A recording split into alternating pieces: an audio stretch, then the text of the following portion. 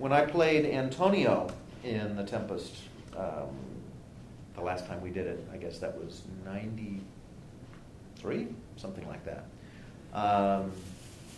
We actually played with that idea, and Antonio got offered forgiveness by Prospero and turned on his heel and left. There's nothing in the script that says yay or no. All Prospero does is he says, "Come on into my cell." And the way we'd set up the production, I don't necessarily think it has to end that way, but it's a possibility. You know, Antonio, what, he's going to go back and sort of be under surveillance as the bad brother all the time? Maybe he thinks, hey, Prospero stayed on this island. You know, I can do the same thing. You sort of open it up to a whole other story after that.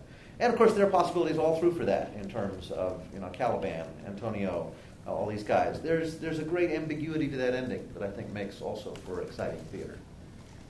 So that's kind of why I want to do The Tempest. In terms of how, I've talked a lot about spirits, making a big deal out of those. If you're going to work with spirits, I think the stage needs to have a lot of access points. I'm a strong believer in the bridge stage for acoustical as well as, you know, appearance reasons and educational. I really like seeing actors sort of relearn things from proscenium onto bridge stage and try out a different set of reflexes up there. I think it's a great opportunity, and Baker Stage is one of the few places on campus you can really do that. So a stage with a lot of openings. I was kind of thinking, well, what do you do with that? You know, you don't want to turn it into a game of whack-a-mole. Maybe, yeah, don't anybody start calling this the whack-a-mole Tempest. Okay. Maybe you do sort of a vaguely ship-like stage. You know, the ships have hatches and things like that. You stick a mast up kind of in the middle of the stage, up at some sort of rakish angle. Yes, that will be sort of fun to rig so it balances and stays up and doesn't fall over and kill people. It's a challenge. This obviously gives you a nice spot for the shipwreck in the beginning.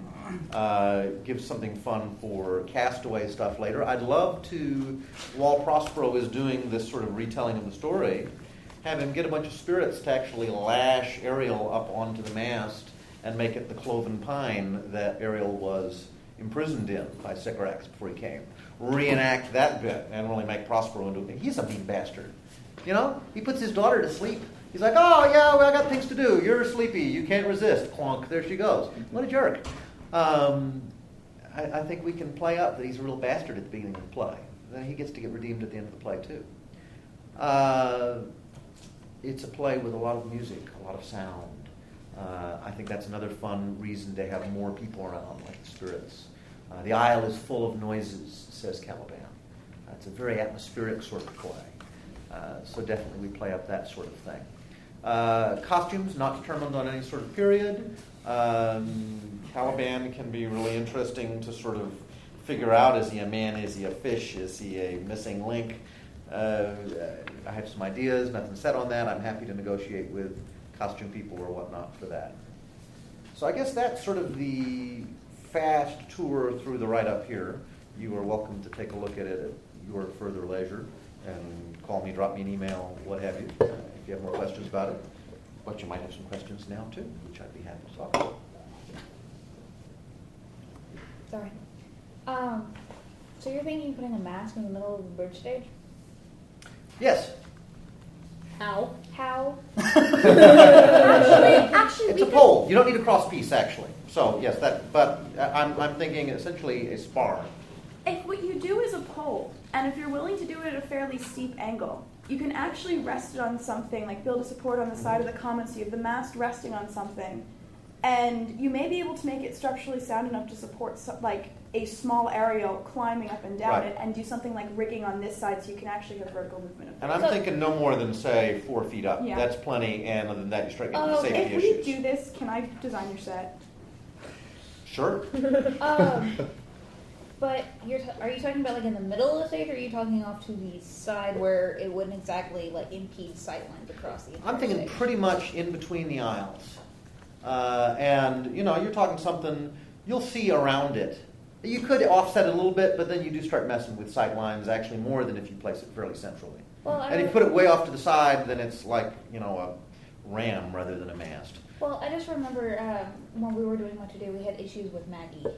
sitting in the middle of the stage because it messed with sight lines with no tomorrow. You get issues if you put something in the middle. Now, if it's sort of wide and bushy like Maggie, yes. For a mast, I'm not thinking sort of British man of war 30 years before the mast, yay big. Nah, the ships were smaller back then. I've been to Williamsburg. We're getting smaller there. Plus, you don't want to pay a huge amount for long chunks of wood. Yeah. You have to play with sight lines. It's true. You have to beware using the aisle for scenes on the other side.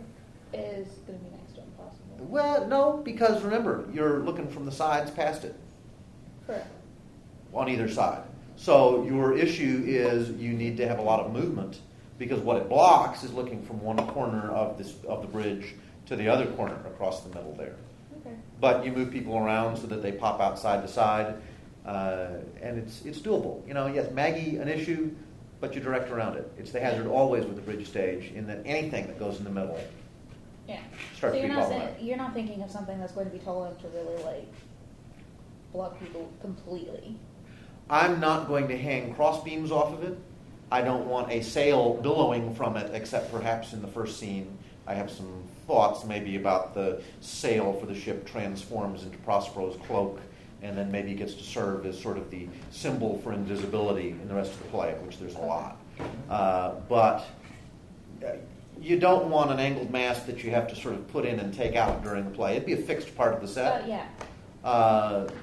And if we decide, it's totally not doable or can't be balanced or can't, fit with safety, I can do without. It's a thought for something that would be fun to set up the ship in the beginning, to set up that moment with Ariel sort of imprisoned. It's something I'd be keen on, but I'm aware is a technical challenge when you balance something long that's not straight up and down. There's also nothing to say that it has to, and this is going to sound odd, but there's nothing that says that it has to be affixed to the stage itself to still be present as a visible mass. Like, we could hang it and have it come down to a little bit above head height and have something fixing it to the presence of the stage on one of the far sides and create something that is, there's a mast there, but have it hung instead of, there's a lot of ways to work around this. So rather than support it from the bottom, you can support it from the top. There's a lot of creative ways to get around this, so you don't have to worry about that in terms of. But you know me, I come with ideas, but for me, you come to a Shakespeare play with an outline of a story. Yeah.